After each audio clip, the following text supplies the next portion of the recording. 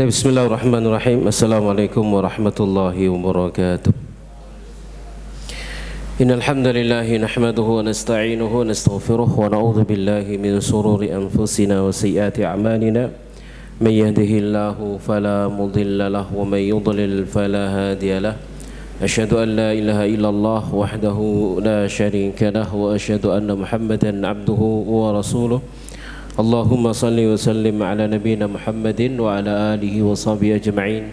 Ya ayyuhalladzina amanu taqullaha haqqa tuqatih wa la tamutunna illa wa antum muslimun. Ya ayyuhan nasu taqu rabbakumul ladzi khalaqakum min nafsin wahidah wa khalaqa minha zawjaha wa batha minhuma rijalan katsiran wa nisaa'a wattaqullaha alladzi tasaaluna bihi wal arham. Inna Allaha kana 'alaikum raqiba. Ya ayyuhalladzina amanu taqullaha wa qulu qawlan sadida yuslih lakum a'malakum wa yaghfir lakum dhunubakum wa may yuti'illaha wa rasulahu faqad faza fawzan 'azima. Amma ba'd, fa inna asdaqal hadithi kitabullahi wa khairal hadi hadi Muhammadin sallallahu alaihi wa ala alihi wasallam wa syarrul umuri muhdatsatuha wa kullu muhdatsatin bid'ah wa kullu bid'atin dhalalah wa kullu dhalalatin finnar. Jamaah sekalian, rahimani wa rahimakumullahu ta'ala. Alhamdulillah, segala puji bagi Allah, salawat serta salam semoga senantiasa tercurah kepada Nabi kita Nabi Muhammad sallallahu alaihi wa alihi wasallam. Kita bersyukur kepada Allah tabaraka wa ta'ala di pagi hari yang berbahagia ini. Insyaallah kita dalam keadaan dilimpahi rahmatnya, keberkahannya dan taufiknya. InsyaAllah kita hadir dalam majlis ini dalam keadaan sehat walafiat. Inilah nikmat yang besar yang patut kita syukuri, dan mensyukurinya adalah dengan ketaatan dan ketakwaan kepada Allah subhanahu wa ta'ala. InsyaAllah pagi hari ini jamaah sekalian rahmani wa rahmakumullah, kita lanjutkan pembahasan kita dari pembahasan Kitabus Salati, kitab salat dari kitab Al-Wajiz fi Fiqih Sunnah wa Kitabil Ajiz, dari pembahasan kitab Al-Wajiz ya, fi Fiqih Sunnah wa Kitabil Aziz. Insyaallah sekarang kita sampai dalam pembahasan Arkanus Salati, rukun-rukun salat. Ada istilah rukun salat, ada istilah wajib salat, ada istilah sunnah salat. Semuanya itu memiliki hukum dan konsekuensi masing-masing. Kalau disebut dengan sunnah di dalam sholat, maka kalau dikerjakan ya jelas dapat pahala, kalau ditinggalkan tidak berpengaruh dengan sholatnya, tidak ada konsekuensi apapun. Itu kalau sunnah sholat. Kalau wajib sholat, kalau ditinggalkan mengharuskan sujud sahwi, tidak perlu untuk diulangi, tidak perlu kembali kepada perkara yang ditinggalkan tadi itu kalau disebut wajib sholat.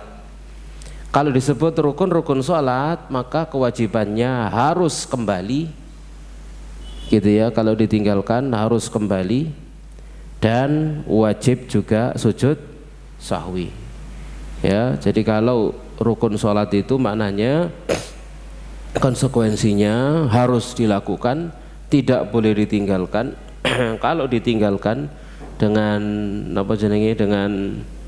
lupa misalkan, wajib kembali kepada rukun yang ditinggalkan, dan wajib bagi dia untuk mengganti dengan sujud sahwi, kecuali takbiratul ihram. Kalau takbiratul ihram lupa ya kudu ngulangi dari awal ya.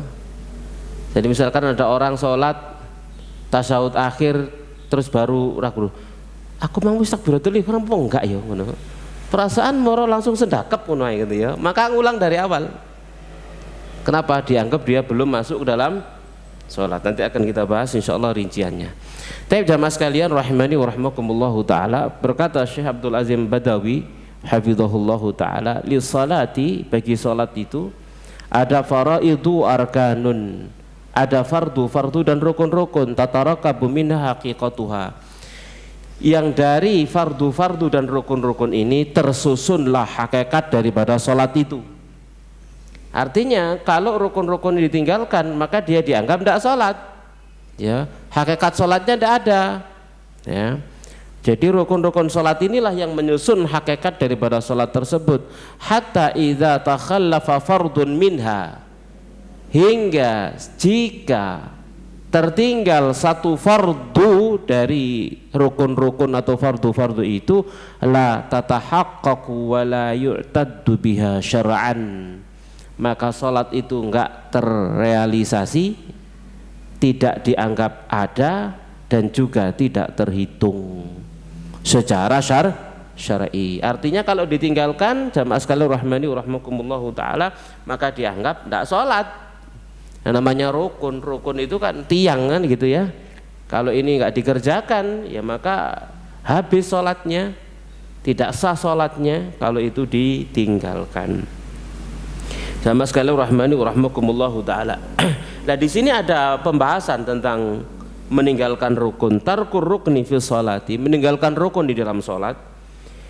Maka di sini ada dua keadaan. Man taraka rukna fi sholati fala yakhlu min kaunihi, orang yang meninggalkan rukun dalam sholat itu tidak lepas dia dari keberadaannya satu, tarkuhu amdan, dia meninggalkan rukun ini dengan sengaja. Maka man taraka ruknan min arkani sholati amdan batalat sholatuh, siapa yang meninggalkan satu rukun dari rukun-rukun sholat dengan sengaja ya, batal sholatnya.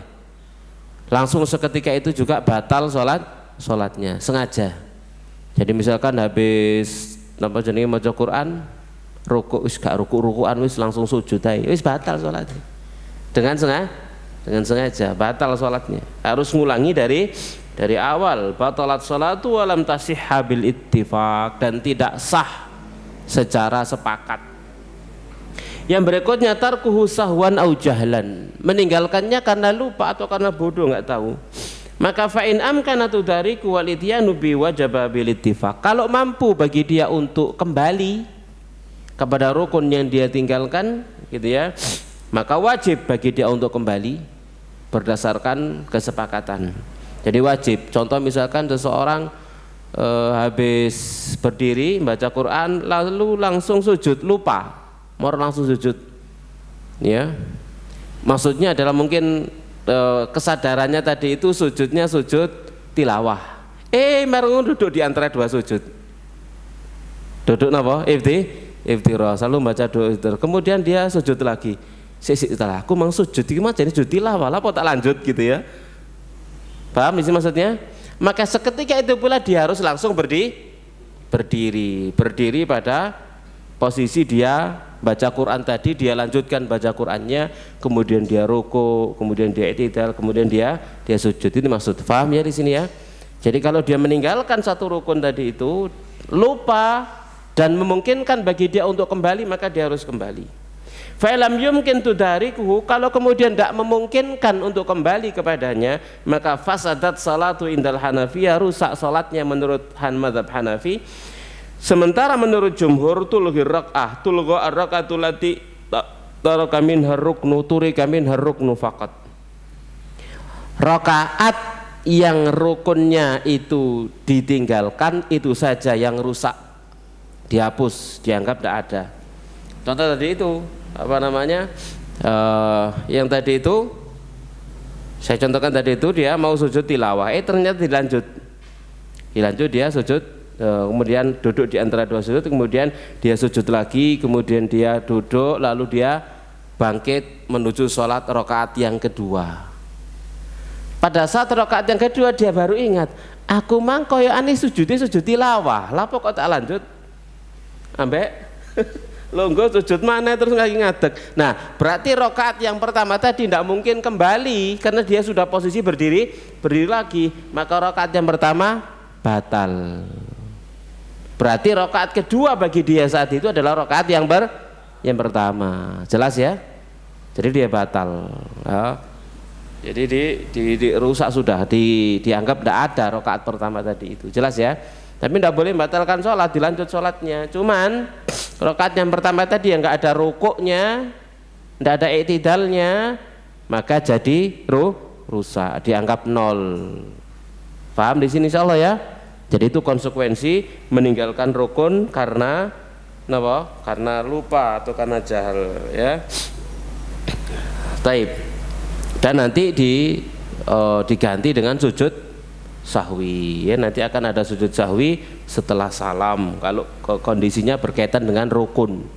Kalau kondisi berkaitan dengan rukun, baik meninggalkannya ya atau menambahnya, maka sujud sahwi setelah salam. Nanti akan kita bahas rincian-rinciannya, ya jamaah sekalian rahimani wa rahimakumullahu taala. Nah, kecuali tadi itu takbiratul ihram sudah saya jelaskan. Ya, kalau lupa takbiratul ihram sudah ngulang dari awal. Kenapa? Dianggap dia belum sholat, ya, dianggap dia belum masuk di dalam sholat. Kita lanjutkan jamaah sekalian rahimani wa rahimakumullahu taala. Sekarang rukun-rukun sholat itu apa? Yang pertama, wahadhil arkanu, dan rukun-rukun ini ya adalah, yang pertama adalah takbiratul ihrami. Yang pertama adalah apa? Takbiratul ihram.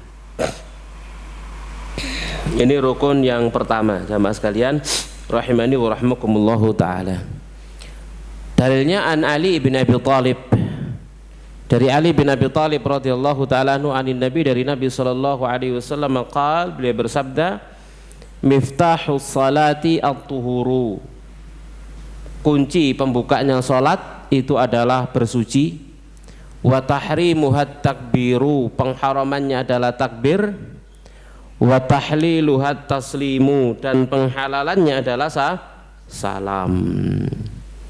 Jadi pembukanya adalah bersuci, pengharamannya adalah takbir, penghalalannya adalah salam. Ya, tidak sah sholat tanpa bersuci. Ya, kemudian haram ngomong-ngomong yang lain dengan takbiratul ihram. Kalau sudah takbiratul ihram maka haram ngomong yang lain kecuali zikir-zikir yang diajarkan oleh Nabi sallallahu alaihi wasallam dan doa-doa yang dimanjatkan kepada Allah. Tahliluha, penghalalan dari ngomong dan gerakan-gerakan yang lain selain daripada omongan gerakan sholat adalah dengan salam. Kalau sudah salam maka boleh yang lain, itu yang dimaksud. Lalu juga ada hadis dari Abu Hurairah radhiyallahu taala anhu bahwa Nabi sallallahu alaihi wasallam pernah bersabda kepada lil musii salatahu, kepada orang yang buruk salatnya, idza qumta ila sholati fakabbir, kalau kamu berdiri menuju salat maka bertakbirlah. Jamaah sekalian rahimani wa rahimakumullahu taala. Sementara dalam ayat yang lain, dalam hadis yang lain, ya hadis sahih ya Tabrani dan yang lainnya, Nabi sallallahu alaihi wasallam pernah bersabda, innahu la tatimmu salatu ahadin minan nasi, sesungguhnya tidak sempurna salat salah seorang di antara manusia hatta yatawaddaa, hingga dia berwudu. Fayadha'ul wudu'a mawadhi'ahu, lalu dia letakkan wudu itu pada tempat-tempatnya, tsumma yaqulu, lalu kemudian dia membaca Allahu Akbar, ya, lalu dia membaca Allahu Akbar. Ini dalil yang lain. Kemudian juga dalil yang keempat dari Ibunda Aisyah radhiyallahu taala anha, qala, dia berkata, kana Rasulullah, adalah Rasulullah sallallahu alaihi wasallam yastaftihu salata bit takbir, beliau itu membuka salat dengan takbir. Jadi beliau membuka salat dengan takbir, ya. Jadi jamaah sekalian rahimani wa rahimakumullahu taala, takbir di sini ya adalah takbir yang telah dinukil oleh umat dengan penukilan yang napa? Yang aksioma nih, ya, yang sudah diketahui oleh semua orang, ya, sudah diketahui oleh semua orang, naqlan daruriyan khalafan an salafin, dari khalaf, dari salaf an nabiyina, dari nabi kita Muhammad sallallahu alaihi wasallam, bahwasanya yang dimaksud takbir itu Allahu Akbar, itu baru disebut takbir. Kalau misalkan ada orang bertakbir Allah Maha Besar, Allah Maha Besar, takbir enggak itu? Hah? Bukan, gitu ya. Jadi itu bukan takbir namanya, yang disebut dengan takbir syar'an, syar'i, yang ngomongnya Allahu Akbar, duduk terjemahane, gitu ya, bukan terjemahannya, yaitu takbir Allahu Akbar. La yaqulu ghairahu, tidak mengatakan selainnya, ya, tidak mengatakan selain daripada kalimat Allahu Akbar, ya. Tidak mengatakan Ar-Rahmanu Akbar, enggak, ya, ya. Sekalipun maknanya ya maknanya benar, tapi itu bukan takbir, ya. Disebut nama Allah yang lain Ar-Rahmanu Akbar misalkan, ya gak cocok, ya. Nah, sekalipun maknanya benar, tapi itu bukan takbir. Yang dikatakan takbir itu ungkapan apa? Allahu Akbar. Maka tidak boleh masuk di dalam sholat selain ucapan Allahu Akbar, tidak boleh, ya. Apalagi diterjemah sama orang lawang singan itu, ya. Allah Maha Besar, ya. Golek sami Allah liman hamidah, Allah Maha mendengar orang yang memujinya. Ya gak sah sholat itu, sholat itu, ya. Terjemahan sholat jenengi, ya. Sama sekali rahmani wa rahmakumullahu ta'ala, ya. Jadi tidak sah, ya. Tidak boleh masuk ke dalam sholat selain dengan ucapan Allahu Akbar. Ini semua sudah diwariskan dari generasi ke generasi sampai hari ini, sampai kepada kita semuanya. Demikian disampaikan oleh Imam Ats-Tsauri, Malik, Ahmad, Asy-Syafi'i, ya, dan selainnya. Jamaah sekalian rahmani wa rahmakumullahu taala, ya. Kita lanjutkan.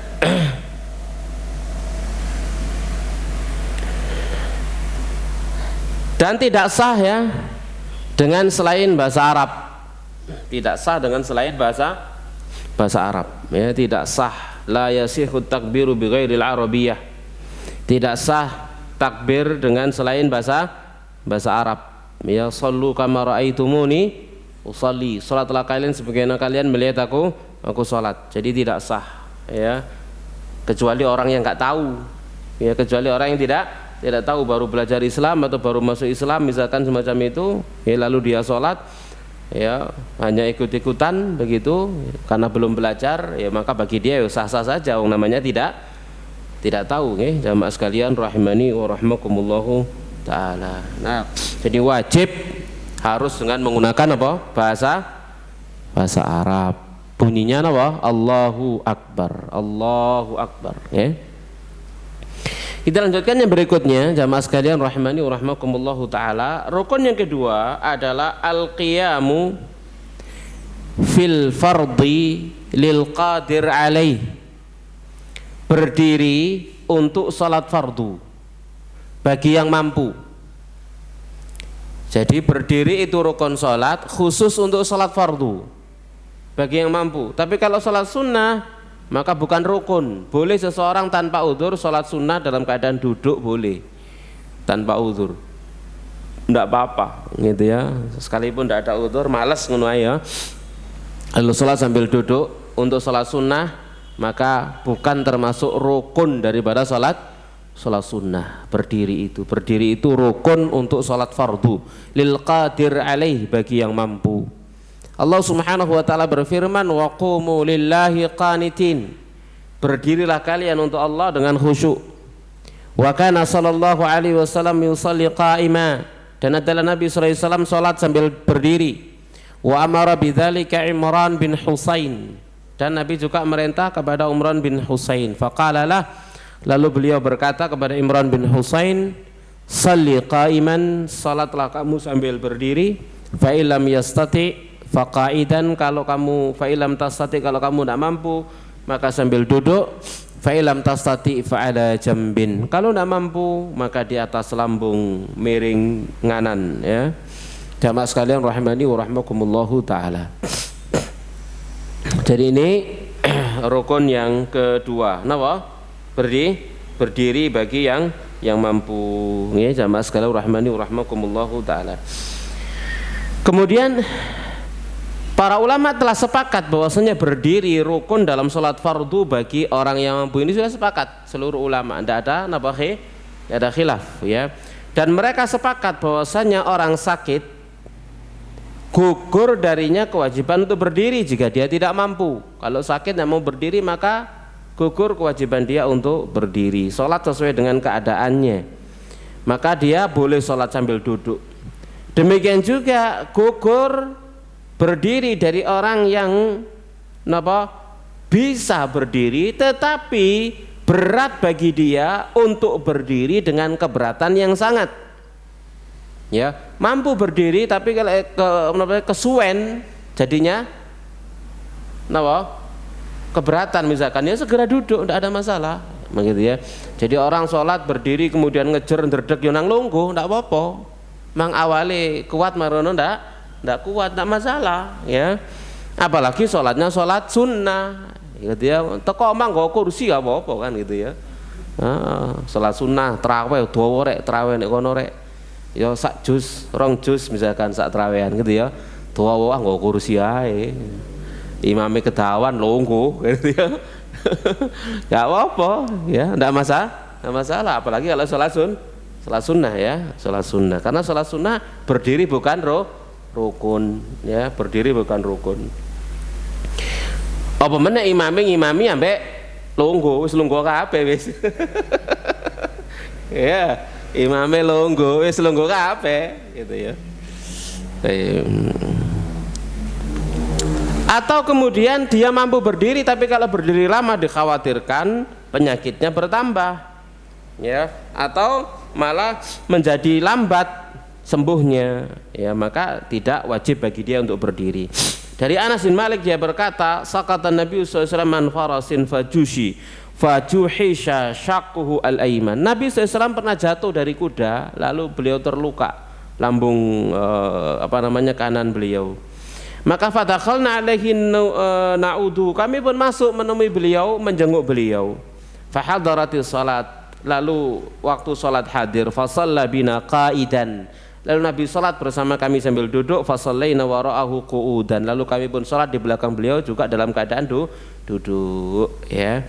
Jadi Nabi ngimami sambil duduk salat fardu ya, maka makmumnya ya harus duduk, tidak boleh imam longgo makmume ngadeg, nggak boleh ya. Imam duduk sholat ngimami sholat fardu, maka seluruh makmum wajib duduk ngikuti imam ya. Ojo metenteng aku kuat, ndak, imammu longgo gitu ya. Maka imam longgo, makmum harus longgo ya. Idza shalla qiyaman fasallu qiyaman wa idza shalla qa'idan fasallu qu'udan. Kalau imam itu sholat berdiri, kalian sholat berdiri. Kalau imam sholat duduk, maka sholatlah kalian sambil duduk ya, kata Nabi SAW. Sekalipun makmumnya semuanya sehat, kuat, gagah perkasa, lek kate imame longgo, makmume kudu longgo wis, kudu taat nang imame ya. Jamaah sekalian rahimani wa rahmakumullahu taala. Berkata Ibnu Qudamah, wa dhair annahu lam yakun ya'jizu 'anil qiyami bil kulliyah, lakin lamma syaqqa 'alil qiyamu saqata anhu fakadzalika yasqutu an ghairihi. Yang dhahir bahwasannya Nabi itu tidak lemah dari berdiri secara keseluruhan, akan tapi berat bagi beliau untuk berdiri ya. Secara umum berdiri kuat, tetapi kalau lama-lama jadi berat, mesisan wis langsung lungguh dari awal ya. Maka begitu Nabi duduk, gugur kewajiban duduk bagi seluruh gugur kewajiban berdiri bagi seluruh makmum semuanya, bahkan wajib untuk sholat sambil duduk bersama dengan imam. Jelas ini insyaallah? Jelas ya? Taib, ada beberapa faedah yang penting yang harus kita ketahui tentang rukun berdiri ini. Jadi boleh sholat sunnah di atas kendaraan dalam safar secara mutlak. Sama saja safar itu panjang atau pendek gitu ya. Dan tidak boleh di dalam saat hadir ya. Wa qad taqaddama hadza fi syarti istiqbalil qiblah, dan telah berlalu hal ini dalam masalah syarat istiqbalul qiblah. Jadi dalam keadaan safar sholat di atas kendaraan ini boleh. Sholat di atas kendaraan boleh. Tapi kalau dalam keadaan mukim yang enggak oleh sampean sholat di atas kendaraan. Lah kok gayamen. Iya. Safar maksudnya safar. Safar zaman biyen numpak jaran, numpak unta kan gitu ya, jalan safar. Maka sholat sunnah di atas kendaraan enggak masalah. Tapi kalau di omah gaya numpak jaran mbek sholat tak oleh. Ya enggak boleh ya. Ya.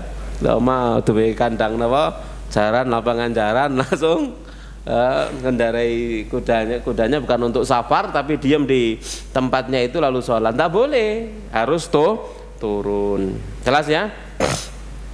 Kemudian faedah berikutnya, boleh sholat sunnah sambil duduk sekalipun tanpa udzur, tapi pahalanya berkurang. Ya gitu ya, pahalanya berkurang ya, tapi pahala orang yang berdiri lebih besar. Dan sholatnya orang duduk pahalanya separuhnya daripada sholatnya orang yang berdiri gitu. Misalkan jenengan sholat ba'diyah ambek lungguh masih waras-ras ambek lungguh, oleh gak apa-apa. Bilane padha ngadeg sampean Allahu Akbar apa jenenge lungguh ya gak apa-apa gitu ya, gak apa-apa. No? Iya.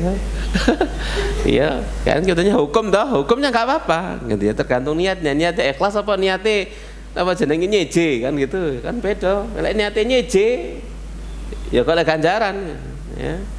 Niatnya tergantung niatnya. Annamal a'mal bin niat, amal tergantung dengan niatnya ya.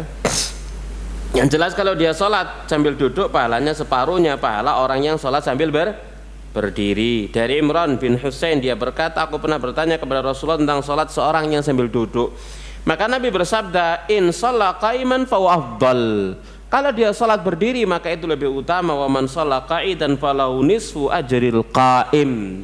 Dan siapa yang sholat sambil duduk maka baginya pahala separuhnya orang yang berdiri. Wa man shalla na'iman falahu nisfu ajril qa'id. Dan siapa yang sholat sambil berbaring maka pahalanya separuhnya orang yang sholat sambil duduk gitu ya.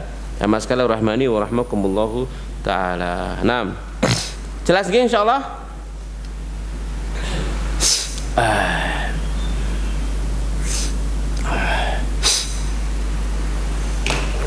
Kok adem, bismillah.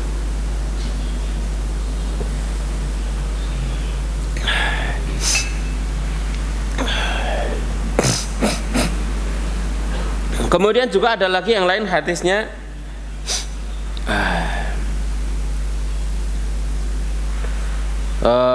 apa namanya, ada faedah yang lain dari masalah ini. Yang pertama, sholatnya orang yang duduk karena udzur. Nah, kalau tadi itu kan duduk tanpa udzur. Sholat apa? Sunnah atau fardu? Sunnah. Orang sunnah sholat duduk tanpa udzur, bagi dia pahala separuhnya orang yang sholat sunnah sambil berdiri. Tapi kalau sholatnya orang duduk dengan udzur, la yang kusu sawabuha, maka pahalanya tidak berkurang. Ya, karena memang udzur apa namanya, udzur syar'i begitu ya. Maka pahalanya tidak berkurang sama sekali. Bagi dia pahala yang sempurna. Ya, bagi dia pahala yang sempurna. Karena kebiasaan dia sebelumnya memang sambil berdiri. Dia tidak pernah sholat sambil duduk, tidak pernah.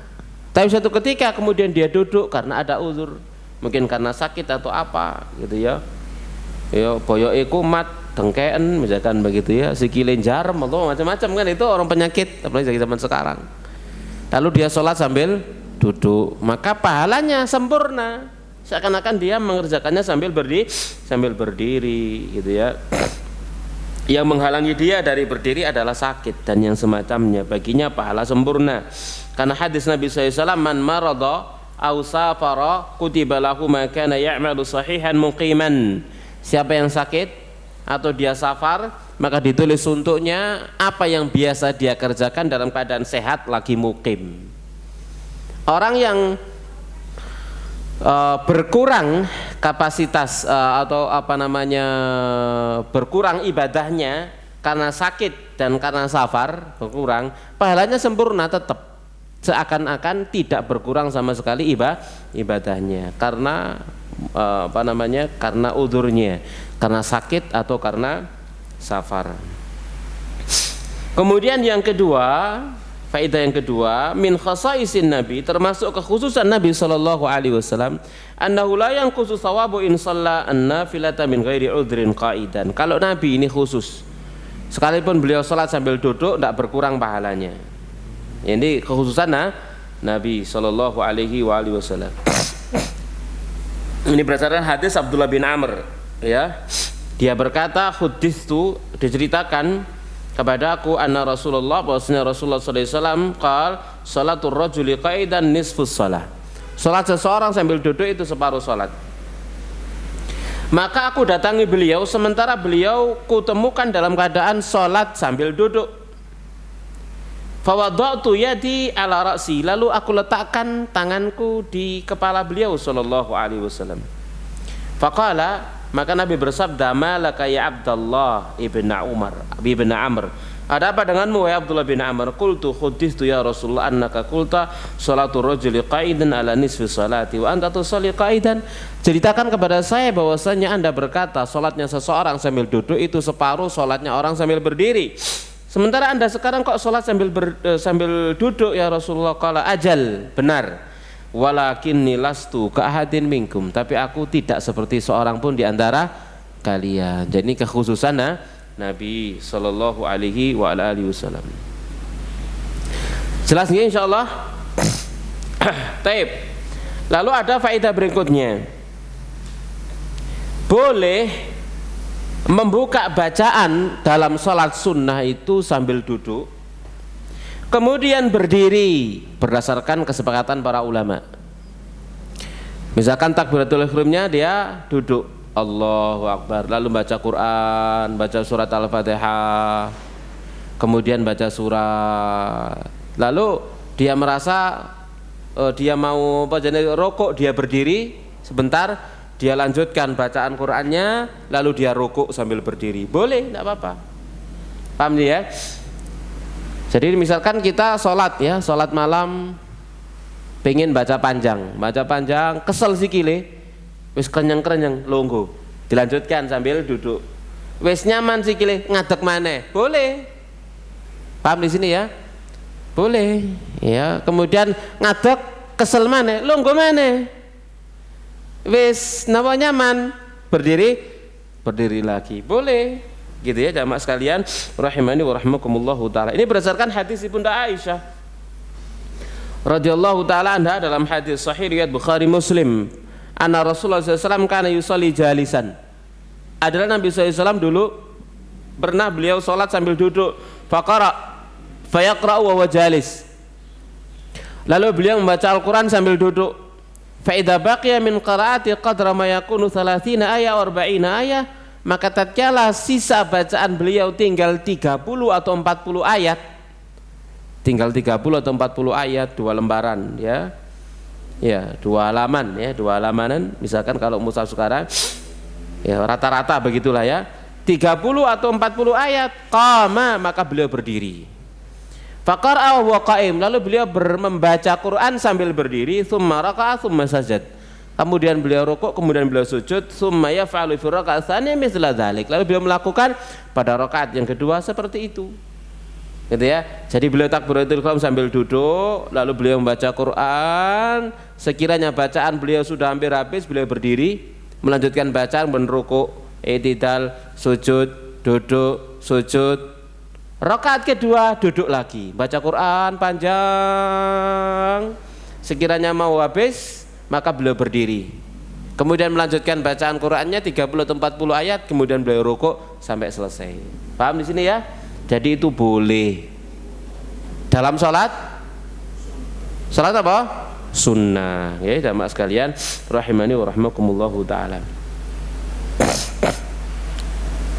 Kemudian yang berikutnya, kebalikan dari tadi itu, boleh membuka sholat sunnah sambil berdiri, lalu dia duduk, gitu ya. Takbiratul ihram berdiri, Allahu Akbar, kemudian baca surat Al-Fatihah misalkan ya, ghairil maghdubi alaihim waladdallin, lalu dia duduk, lalu baca Quran sambil duduk, habis baca Fatihah lungguh. Ya, kemudian baca Quran lama misalkan semacam itu, lalu sekiranya mau selesai berdiri lagi, dilanjutkan bacaannya, kemudian rukuk terus. Nah, rakaat yang kedua dilakukan seperti itu sama, boleh. Dalilnya mana? Hadis yang tadi di atas. Jelas nih? Paham? Lalu sekarang duduk dalam sholat ini seperti apa duduknya? Nah, ini juga penting. Lungguh nih, melungguh model apa gitu ya? Maka dikatakan man shalla jalisan, siapa yang sholat sambil duduk, fal afdal, maka lebih utama adalah an yajlisa ala hayati julusi lit tasyahhud. Maka yang paling utama adalah duduk seperti keadaan dia untuk tasyahud.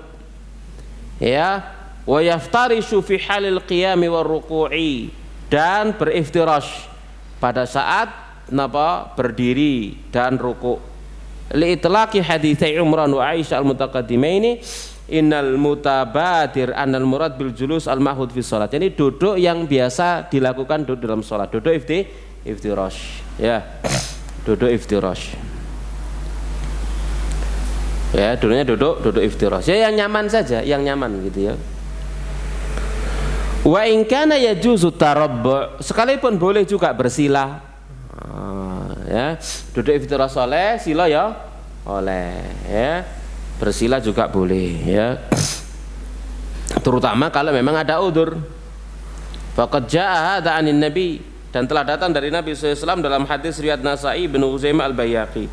Beliau salat sambil bersila duduknya, dan juga dari sebagian para sahabat beliau. Ini disebutkan dari Ibnu Umar radhiyallahu taala anhuma, disebutkan oleh Ibnu Abi Syaibah dalam musannafnya, ya. Adapun menyelonjorkan kedua kaki dalam duduk dalam salat tidak boleh. Lunggune sampai selonjor tidak oleh, ya. Jadi lunggune duduk sambil selonjor, kakinya ditaruh di depan tidak boleh, gitu ya, kecuali uzur sikile kang nek ditekuk nah oleh, gitu ya. Ya pemana enggak kena ditekuk kan gitu ya. Tapi kalau bisa ditekuk ya harus tidak boleh selonjor kakinya ke depan. Ya jamaah sekalian rahimani wa rahimakumullahu taala.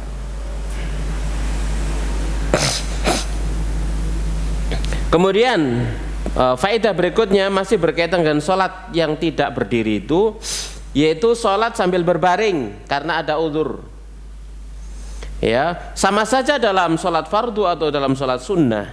Jika dia tidak mampu duduk, sholat sambil berbaring, ya, itu tatkala ada uzur sholat sambil berbaring, dia tidak bisa duduk, ya. Adapun dalam sholat sunnah tanpa uzur, maka faqad dzabal jumhur ila annahu la yusyra'.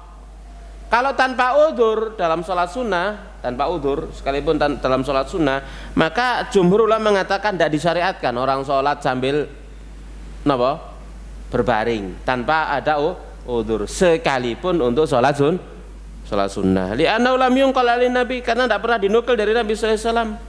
Tidak juga dari salah seorang dari sahabat beliau bahwasanya beliau pernah melakukannya sekalipun sekali. Nabi tidak pernah.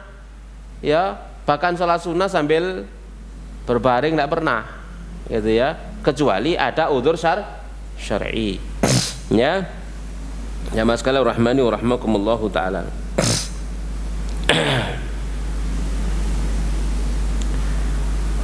Baik, yang berikutnya, kalau orang itu misalkan duduk harus sholat sambil berbaring, maka bagaimana sifat berbaringnya itu?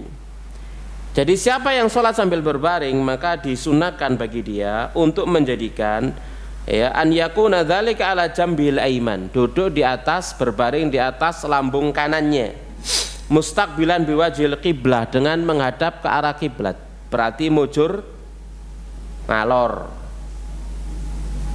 sholat mujur ngalor. Di Indonesia ya mujur ngalor, miring nganan, wajahnya menghadap ke arah kiblat. Ya kayak orang mati gitu loh, dikubur. Nah, salatnya seperti itu, ya. Li'annahu sunnah fin naum, karena itu adalah sunnah dalam tidur. Berdasarkan hadis Ibunda Aisyah, karena Rasulullah SAW yujibu tayammun fi tana'uli wa turujuli wa turi fi sya'ni kulli. Karena Nabi sallallahu alaihi wasallam itu suka mendahulukan yang kanan dalam memakai sandal, bersisir, bersuci, dan dalam segala urusan beliau sallallahu alaihi wa ala alihi wasallam. Kalau ternyata dia nggak mampu seperti itu, sakarepe wis nggak mampu, ya, nggak mampu, dia mujur ngalor ngadep kiblat, ya, nggak mampu, ya sudah, semampu-mampunya. Tapi ini tadi yang adalah yang afdal, yang utama, ya. Jamaah sekalian rahmani wa rahmakumullahu taala. Yang berikutnya bagaimana kalau sholatnya itu berdiri, sholat fardu di pesawat terbang atau di kapal. Nah, ya apa nih? Pesawat terbang atau di kapal, ya. Maka barang siapa yang ada di pesawat terbang atau di kapal, wajib baginya sholat sambil berdiri dalam sholat fardu kalau mampu, ya. Kalau kemudian dia khawatir jelungup ya. Lebih pesawatnya mau bermanuver kan gitu ya. Dan langit mau bermanuver, lah kan jelungup gitu ya. Atau di kapal nabrak ombak, misalkan ombak datang ya, akhirnya dia jungkel jelungup. Kalau dia takut dan yang semacamnya, dan sehingga tidak mampu untuk sholat sambil berdiri, atau kalau sholat berdiri malah nggak khusyuk karena gocean, ya menahan keseimbangan, ya gitu ya, kan malah nggak khusyuk toh, ya sudah langsung lungguh aja. Ya, karena yang dipentingkan dalam sholat itu kekhusyukannya, ya, maka boleh bagi dia langsung sholat sambil duduk, ya, imaan birukuin wa sujud, dengan isyarat ruku dan sujudnya. Demikian jamaah sekalian rahimani wa rahimakumullah. Dan Nabi pernah ditanya tentang sholatnya orang di dalam kapal, maka beliau menjawab, sholli fiyya qaiman ila anta khafal gharaq. Sholatlah kamu di dalamnya sambil berdiri kecuali kalau kamu takut tenggelam, nyemplung, ya, terlempar. Jamaah sekalian rahimani wa rahimakumullah taala, ya. Kemudian pembahasan yang terakhir tentang berdiri ini, kalau memang dibutuhkan, ya, boleh seseorang itu sholatnya sambil pegangan, bertumpu pada tembok atau tongkat dan yang semacamnya. Kalau memang ada udzur, ya, ini termasuk perkara yang disepakati oleh para ulama akan kebolehannya, ya. Jadi terawih misalkan, biasanya terawih di masjid itu suwe, nggak tongkat, ya, ketinggal kesel, no, sendenang nang tongkat boleh, tidak apa-apa, gitu ya. Ini doail haja ilaih, karena dibutuhkan, ya. Ya, sebagaimana di zaman para salaf dulu, sholat tarawihnya berjam-jam, ya, berjam-jam sampai hampir tengah malam atau sampai hampir sahur misalkan sholat tarawih, begitu ya, berjam-jam. Maka ada di antara mereka saking suwe ini sampai senden nang tempo, ini sing tiang senden nang tiang, gitu ya, sing nggo tongkat senden nang tongkat, saking apa nih suwe ini oleh sholatnya suwe.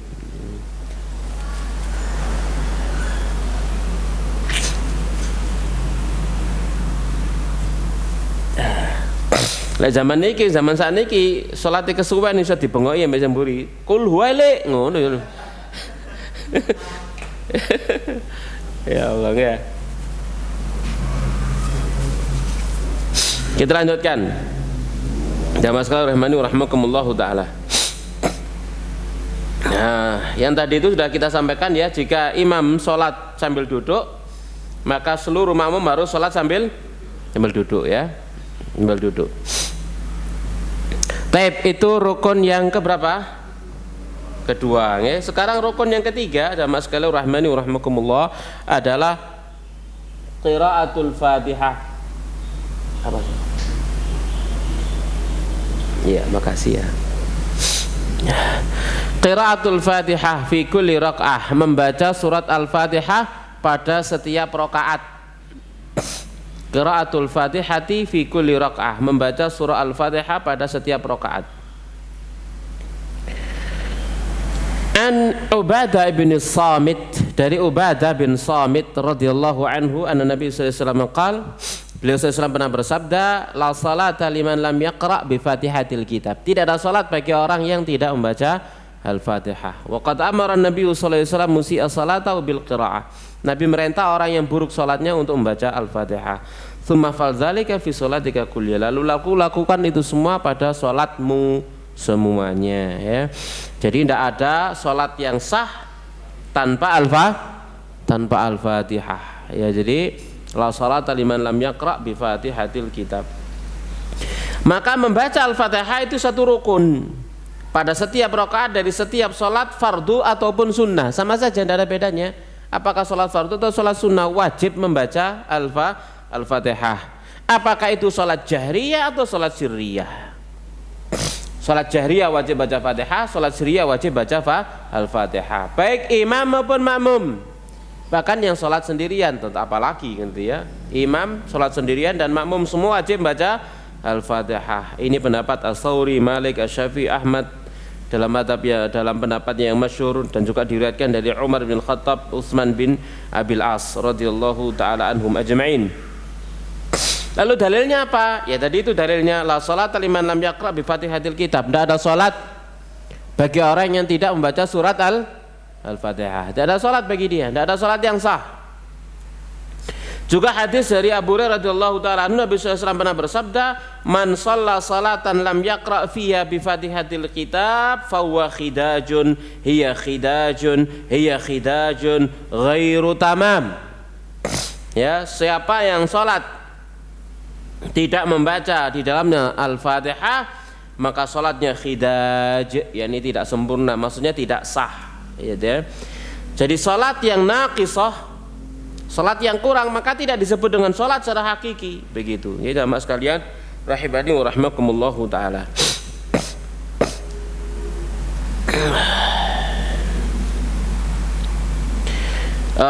Kemudian di sini ada riwayat dari riwayat Muslim, ya. Berkata Abu Sa'ib, qultu li Abi Hurairah, aku pernah berkata kepada Abu Hurairah, inni akunu ahyanan wara al-imam. Sesungguhnya aku kadang-kadang sholat di belakang imam, kadang-kadang dia enggak jadi imam, kadang-kadang dia jadi makmum, gitu ya. Gimana Fatihahku? Qala faghamaza Abu Hurairah tazira'i, lalu Abu Hurairah pun napa jenenge, mencolek ya, mendolit mencolek ya, mendolit rek, mencolek lenganku. Waqala, dan beliau berkata, iqra biha fi nafsik, baca Al-Fatihah pada dirimu sendiri, kamu juga baca Al-Fatihah, ya. Nama sekalian rahmani wa rahmakumullahu taala. Kemudian pada riwayat Rifa'ah bin Rafi', ya, pada hadis musyi salatah, orang yang buruk salatnya, Nabi bersabda kepada dia, tsumma qra' bi ummil Qur'an, tsumma qra' bima syi'ta, lalu baca Al-Fatihah, lalu baca yang kamu bisa semaumu, tsumma sna' dzalika fi kulli rakaah, lalu lakukan yang demikian pada setiap rakaat. Ini jamaah sekalian rahimani wa rahimakumullahu taala, ya. Bagaimana dengan makmum? Ya, ada hadis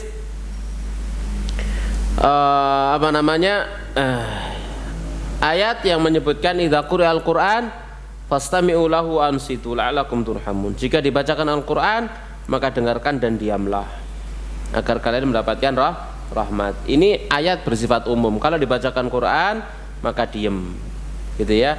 Nah, ini dikhususkan dengan hadis. Hadisnya adalah man lam yaqra bi Fatihatil Kitab fa huwa la salat liman lam yaqra bi Fatihatil Kitab, tidak ada salat, ya, bagi orang yang tidak membaca Al-Fatihah. Maka ini mengkhususkannya. Ditambah lagi dari riwayat yang lain, Nabi SAW pernah bersabda kepada para sahabat, lalakum taqra'una khalfa imamikum, jangan-jangan kalian membaca di belakang imam kalian.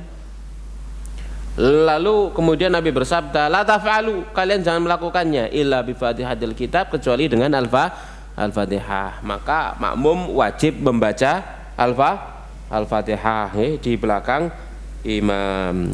Apakah sholat jahriyah atau sholat sirriyah, sama saja, baik itu sholat jahriyah atau sholat sirriyah. Jamaah sekalian rahimani wa rahimakumullahu ta'ala. Jelas insyaallah, nggih?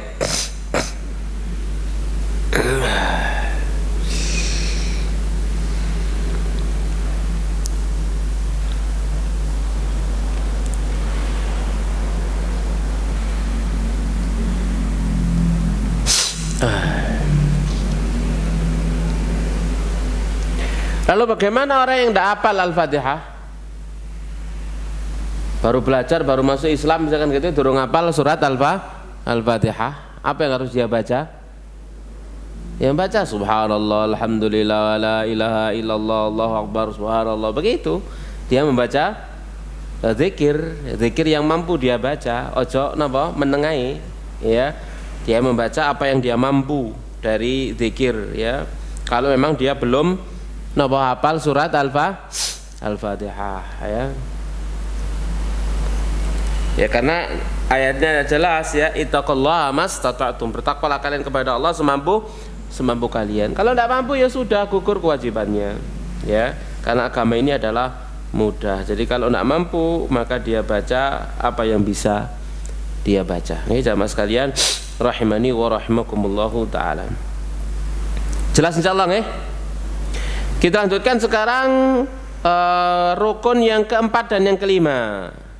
Ar-ruku'u wa tuma'ninatu fi. Rukuk dan tuma'ninah di dalam salat. Rukuk dan tuma'ninah di dalam salat. Liqaulihi ta'ala, karena firman Allah Subhanahu wa ta'ala, ya ayyuhalladzina amanu ruk'u wasjudu.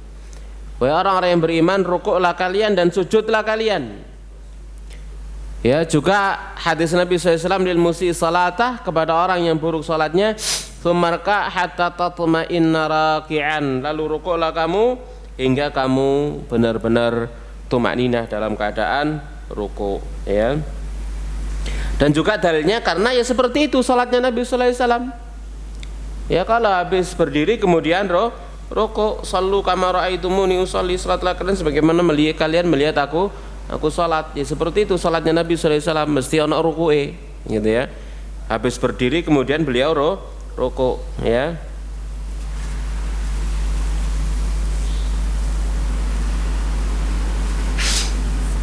Kemudian minimal rukuk itu seperti apa minimalnya?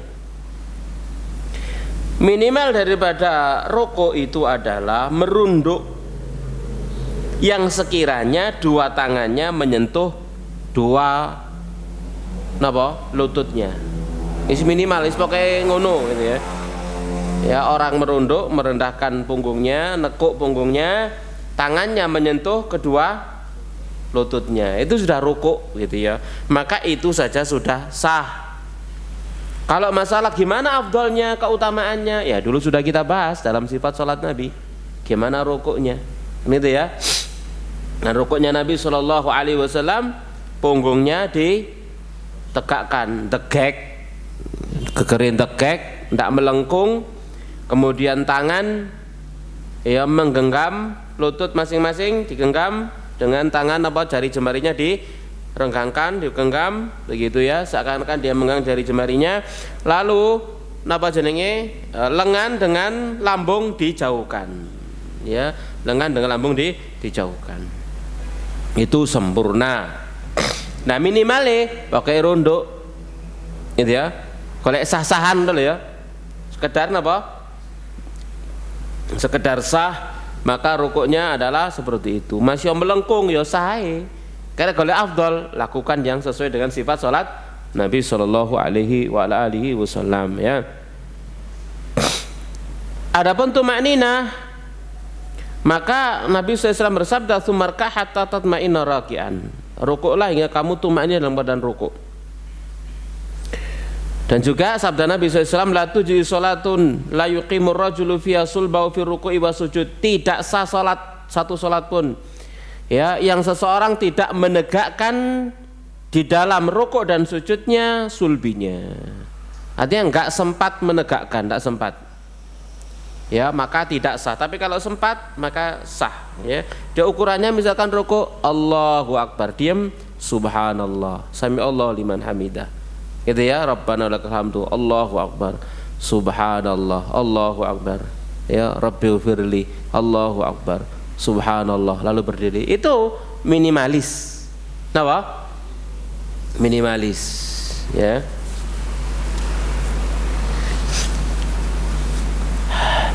Tapi lek gawe perangko super kilat gak sah, ya. Allahu Akbar, ya, rukuk Allahu Akbar, Allahu Akbar, subhanallah, ya Allah, la haula wala quwata illa billah, ya. Ki salat model apa gitu, ya. Ya, itu yang enggak sah. Ya, orang seumur hidup salatnya seperti itu, ya dianggap tidak pernah salat. Dianggap tidak pernah salat. Orang traweh sebulan penuh modele kaya ngono, dianggap gak tahu traweh. Dianggap apa? nggak pernah taraweh dia. Ya, kenapa? Nggak sah sholatnya. Kenapa? Kenapa rukun tumaknina nggak ono. Ngono membela diri enggak sekalipun cepat seperti ini kan bisa khusyuk dan tumaknina. Apa nih? Apa nih sing khusyuk? Apa nih sing tumaknina? Apa nih model sholat ngono gitu ya. Ya mas sekalian rahmani wa rahmakumullah taala. 23 rakaat 7 menit iku ya apa modele kan gitu. Ya apa carane ya rukune ndek endi tumakninae nang endi khusyuke nang endi wis gak ono belas iku jenenge kudu traweh ya sebulan Ramadan kayak begitu enggak pernah traweh namanya ya ya jamaah sekalian rahmani wa rahmakumullah karena tidak napa jenenge tidak memenuhi rukun salat rukunnya tumaknina mana rukunnya tumaknina gitu ya kan sampai digawe pujian ya ruku tumaknina i'tidal tumaknina kan ono pujiane ngono ya itu nanti tumaknina itu ndak ada tumaknina itu was diomong tapi gak dilakoni taib hadanallahu wa iyyahum amin. Yang berikutnya jamaah sekalian rahmani wa rahmakumullahu taala. Nah, tumaknina itu dikatakan ya wa tahaqqaqa at-tumakni wa tutahaqqaqu tumakninatu. Tumaknina itu bisa terrealisasi dengan apa? Bi an yaskuna hatta tatma'inna mafasiluhu wa tastarkhi kama qala an-nabi lil musii salata. Yaitu tenang anteng hingga seluruh persediaannya diem, tak bergerak. Itu jenenge tumaknina. Tapi like misalkan ini Allahu akbar subhanahu wa ta'ala gak sempat mandek belas. Gerak terus. Gitu ya, itu gerak terus ya jamaah sekalian rahmani wa rahmakumullahu taala ya. Enggak sempat. Ya. La tatimmu salatu ahadim hatta yusbighal wudu'a thumma yarka' wa yadha' yadayhi ala rukbatayhi hatta tatma'inna mafasilu wa tastarkhi. Hingga persendian-persendiannya itu tenang, tumaknina dan nyantai. Gitu ya. Ya. Itu ukuran apa tumaknina. Wis ukurannya gampang subhanallah sampai anteng gitu ya. Allahu akbar diam subhanallah sami Allahu liman hamidah rabbana walakal hamdu Allahu akbar subhanallah Allahu akbar Allahumma firli ini minimalis gitu ya. Allahu akbar subhanallah. Nah itu sih oleh tumaknina iku sih sah minimalis ngoten ya minimalis murah-murahan lah rek ngoten nggih gampangan sakniki ya murah-murahan. Kita lanjutkan sekarang rukun yang ke pinten 7 dan 6 ya 6 dan 7 kok diwaliknya 6 dan 7 6 dhisik karena tadi kan rukun yang keempat dan kelima rukuk dan tumaknina. Sekarang yang keenam dan ketujuh al-i'tidal ba'da ruku'i wa tumaknina fihi. I'tidal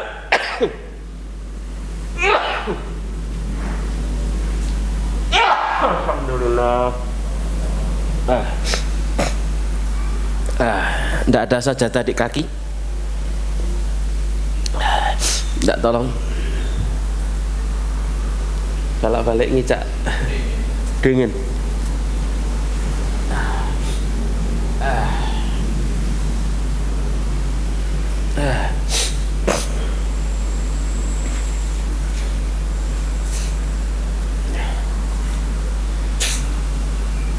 I'tidal ba'da ruku' wa tumaknina fi. I'tidal setelah ruku' dan tumaknina di dalamnya. Ya, i'tidal. Ini juga rukun ya. I'tidal termasuk rukun. Dan tumaknina dalam i'tidal. Berdasarkan hadis Abu Mas'ud Al-Ansari radhiyallahu anhu qala dia berkata qala Rasulullah bersabda Rasulullah SAW la tujzi'u salatun la yuqimur rajulu fiha sulbahu fir ruku'i wa sujud. Tidak sah salat seseorang yang dia tidak menegakkan tulang sulbinya pada rukuk dan sujudnya. Ya. Juga hadis Nabi SAW sumarfa hatta ta'tadila qa'iman. Lalu bangkitlah hingga kamu tegak lurus dalam keadaan berdiri.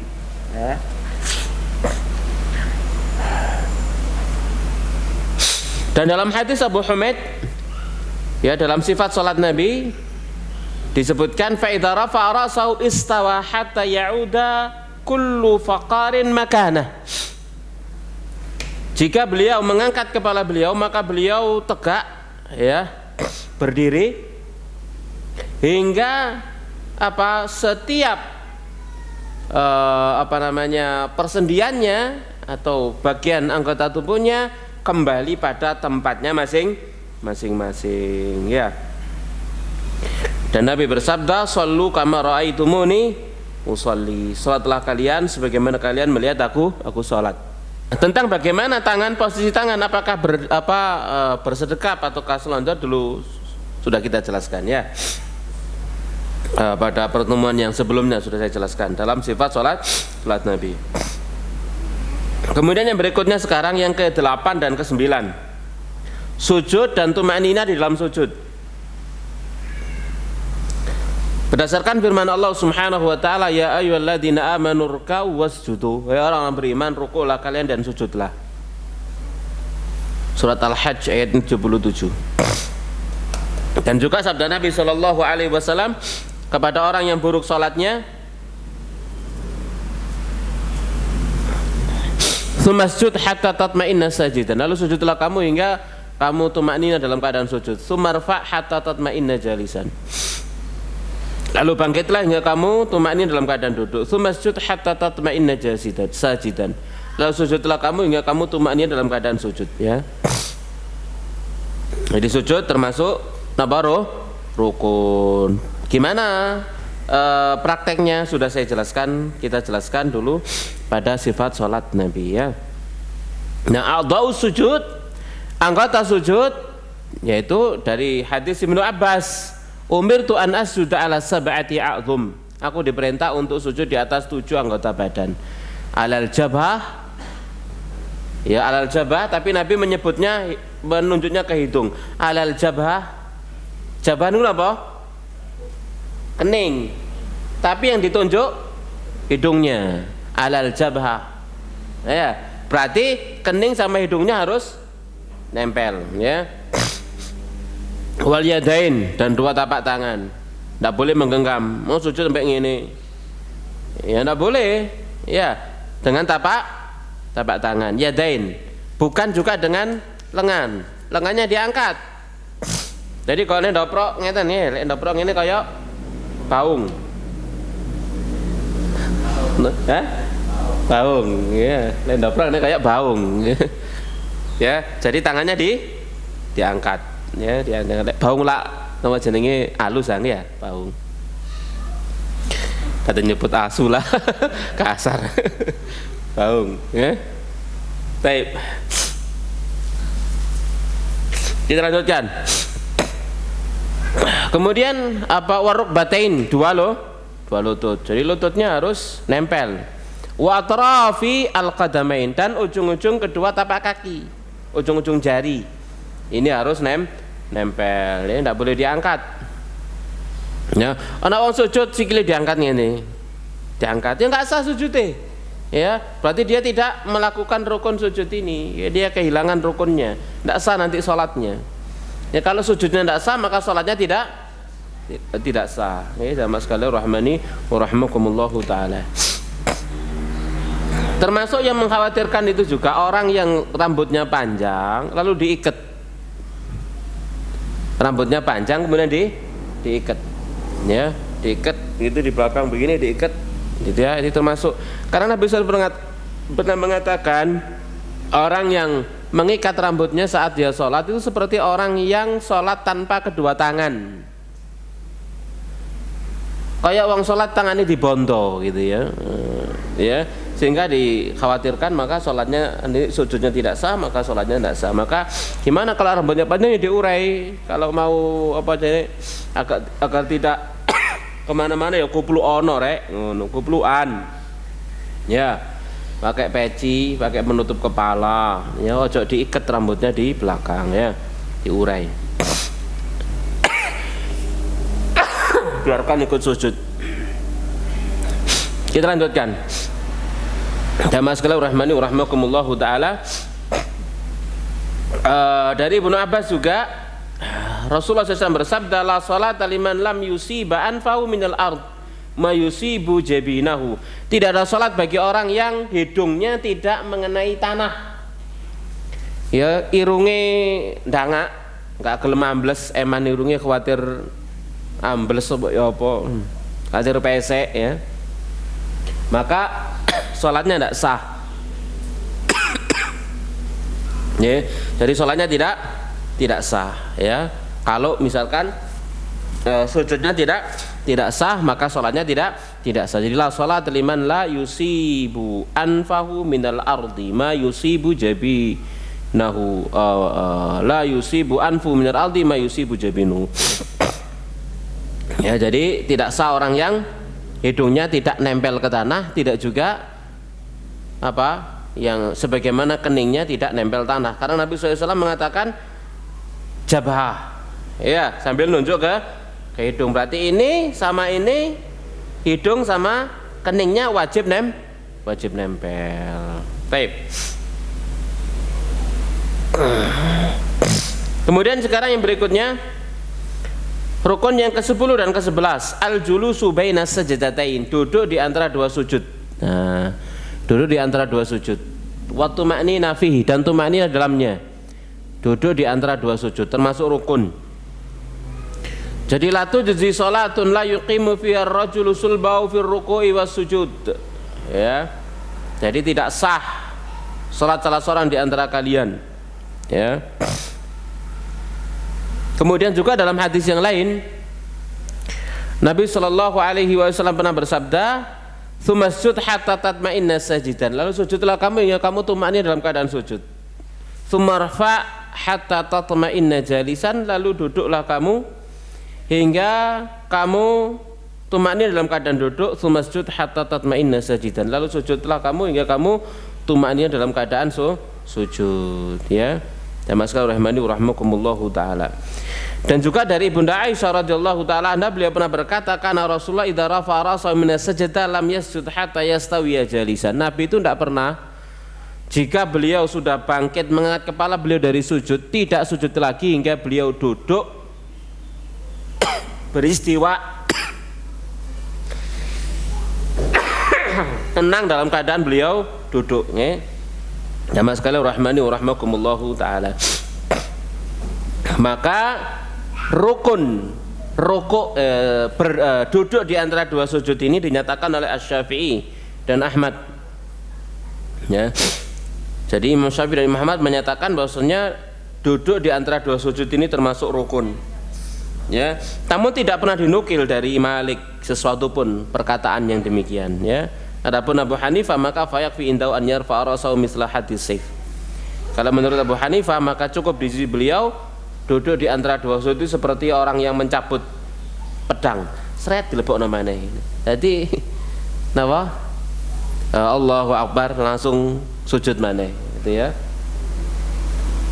Itu dalam napa? Menurut Imam Abu Hanifah, ya. Namun al-qaul yakni maqalahu Nabi sallallahu alaihi wasallam, pendapat ucapan adalah apa yang dikatakan oleh Nabi sallallahu alaihi wasallam. Taib.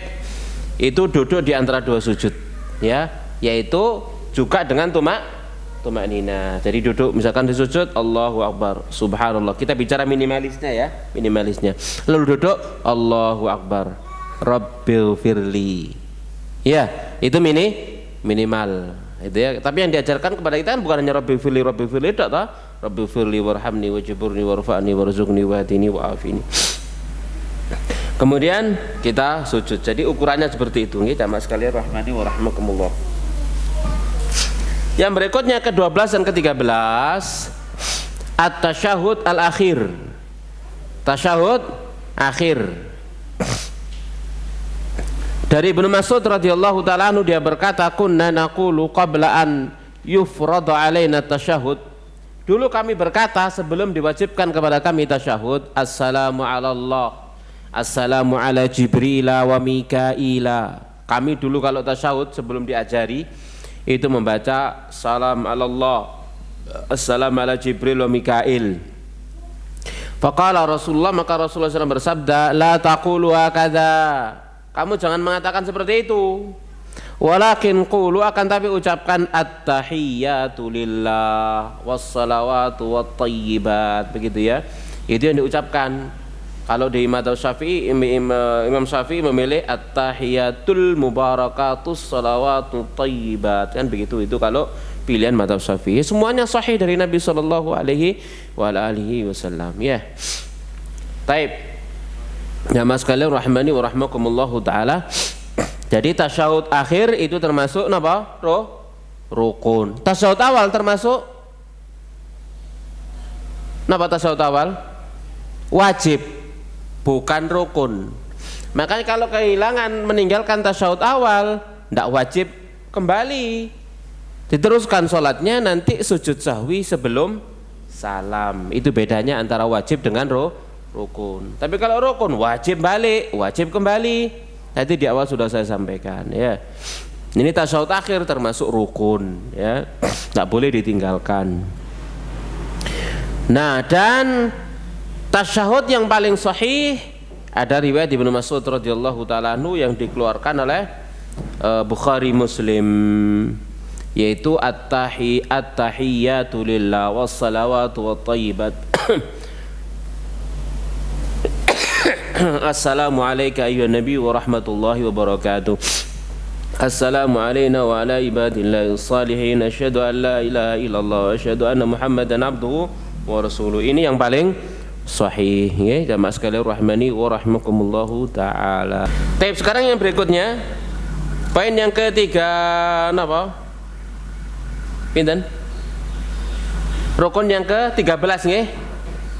As-salatu 'alan nabi. Berselawat kepada Nabi sallallahu alaihi wasallam. Ya, ini sekarang berselawat kepada Nabi sallallahu alaihi wasallam setelah tasyahud akhir. Ini termasuk rukun ya. Tidak boleh ditinggal. Berdasarkan hadis Fudalah bin Ubaid Al-Ansari, Rasulullah SAW melihat seorang laki-laki salat, lalu dia tidak memuji Allah dan tidak menyanjungnya dan tidak berselawat kepada Nabi SAW, kemudian dia berpaling. Maka Rasulullah SAW bersabda, ajal hadza, orang ini tergesa-gesa. Pada'ahu, lalu Nabi manggilnya, wa qala lahu li ghairi, lalu Nabi bersabda kepada dia dan kepada selainnya, idza shalla ahadukum falyabda bi tamjidi rabbih wa thana alaihi wal yusalli alayya an-nabi sallallahu alaihi wasallam thumma yad'u bima syaa. Jika salah seorang di antara kalian salat, mulailah dengan memuji Rabbnya, menyanjungnya, lalu berselawat kepada aku, kepada Nabi sallallahu alaihi wasallam, lalu dia berdoa semaunya ya. Juga dari Ibnu Abu Mas'ud, dia berkata, seorang laki-laki datang lalu menghadap, duduk di hadapan Rasulullah SAW, sementara kami di sisi beliau. Lalu dia berkata, ya Rasulullah, amma salamu alaika faqad arafna. Bersalam kepada Anda kami telah mengetahui. Fa kaifa nusalli alaika idza nahnu sallaina alaika fi salawatin. Lalu bagaimana kami berselawat kepada Anda jika kami salat? Gimana cara kami berselawat kepada Anda di salat-salat kami? Maka qala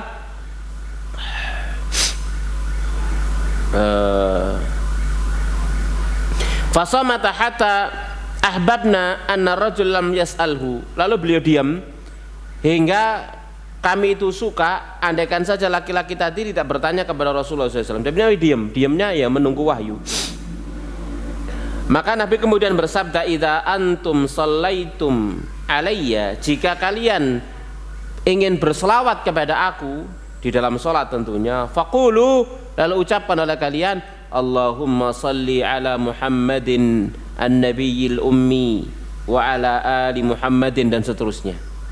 Jadi kalian kalau salat berselawat kepada aku baca Allahumma salli ala Muhammadin an-nabiyil ummi, atau selawat yang lainnya, selawat Ibrahimiyah yang kita semua sudah paham ya. Allahumma shalli ala Muhammad wa ala ali Muhammad kama shallaita ala Ibrahim wa ala ali Ibrahim wa barik ala Muhammad wa ala ali Muhammad kama barakta ala Ibrahim wa ala ali Ibrahim innaka Hamidum Majid, gitu ya. Atau dengan pakai selawat ini yang menjadi pilihan Imam Nawawi rahimahullahu taala dengan penyebutan an-nabi al-ummi ya, wa ala ali Muhammadin ila akhirih. Nah, jamaah sekalian rahmani wa rahmakumullahu taala. Nah, afdalu siyaghi salati ala nabi ma rawahu Ka'ab ibnu bin Ujrah. Dan salawat yang paling afdal yaitu salawat yang diriwayatkan oleh Ka'ab bin Ujrah. Dia pernah berkata, qulna ya Rasulullah qad alimna ma'arafna kaifas salamu alayka wa kaifas salah. Ya Rasulullah, kami telah mengetahui atau kami telah mengenal bagaimana mengucapkan salam kepada Anda, bagaimana berselawat kepada Anda. Maka beliau bersabda, qulu, ucapan oleh kalian, Allahumma salli ala Muhammadin wa ala ali Muhammad kama sallaita ala ali Ibrahim innaka Hamidum Majid. Allahumma barik ala Muhammad wa ala ali Muhammad kama barakta ala ali Ibrahim innaka Hamidum Majid, yang kita kenal dengan salawat Ibrahimiyah. Ini yang paling afdal, yang paling utama. Taib yang terakhir sekarang, rukun yang terakhir adalah assalamu, salam, ya. Assalamu, salam.